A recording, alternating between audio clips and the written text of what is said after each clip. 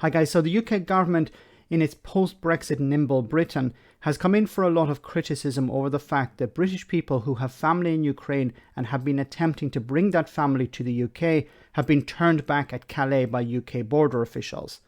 A total of 50 applications have been accepted, not 50,000, 50.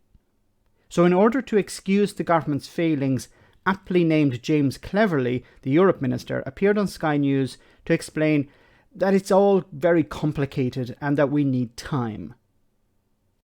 As quickly as possible. We have made it clear that, of course, we will be generous and open-hearted, as you would expect, to Ukrainians seeking to come here to the UK. And we have those two routes. We have those two routes open. Oh, yeah. Okay. Let me play this to you then, given what you've just said. The French people let me through. They let me through. But then you come to the UK border in Calais, and they said, "I'm sorry, you can't get on a ferry. We'll escort you back up to the office." So we're not making it easy at all, are we? Well, I don't know the details of that particular circumstance, but the UK, we have made it absolutely clear we want to support Ukrainians who are seeking refuge, both those who have family connections here in the UK and indeed those who don't. And over the last 10 days or so, we have seen huge numbers of people leaving Ukraine, fleeing from the conflict. We will, as I say, support them in the places where they currently are, which is typically in the countries bordering Ukraine. But we will, of course, also welcome Ukrainians here to the UK. As I say, Mr. Cleverly, but 13,500 people, we've only got a limited amount of time, Mr. Cleverly. 13,500 people have applied to come to the UK, visa applications so far. One can only imagine how difficult it is to do that in a war zone. They have. We've allowed 50 to be granted. That's not acceptable. Well, you've got to remember that this situation has occurred only over the last couple of days. 1.5 million people have gone into Poland. This situation has only occurred in the last couple of days. Of course, the vast majority of people have just crossed the border into the neighbouring countries. Okay, so the Brexiteer government's first response is always to defend their actions, never to learn from mistakes, never to say, oh, yes, we made mistakes, let's learn from that. It's like, no, we're doing everything we can.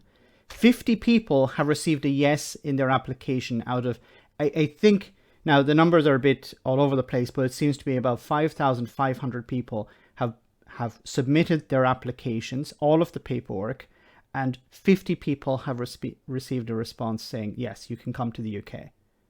Now, this is based on the so-called family scheme for people who already have family in the UK.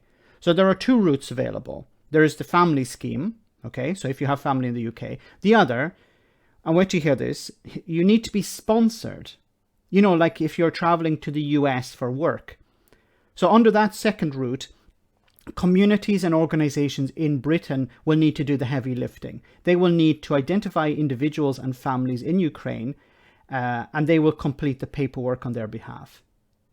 So we always hear about how, post-Brexit Britain leading the way, faster, nimble, dynamic.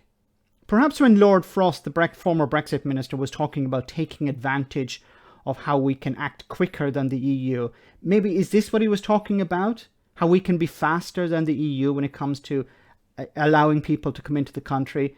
No, I don't think that was what Lord Frost was talking about.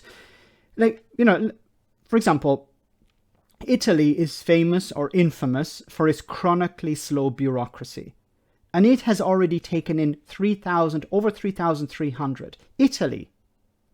Post-Brexit Britain has taken in 50. Just think about that for a moment. The Brexiteers always said we need to leave the European Union. The European Union is slow, it's bureaucratic, it doesn't work. We need to leave in order to be faster, to be able to be quicker, to be able to do more things, to avoid all that slow bureaucracy. And James Cleverly, his response to this is, this all happened very quickly. We need time.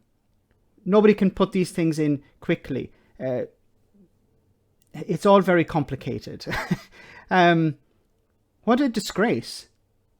Obviously, the reason behind this is, and I've said this before, and I've probably said it 100 times, it is not about the refugees, it's about the voters. We have to appear tough.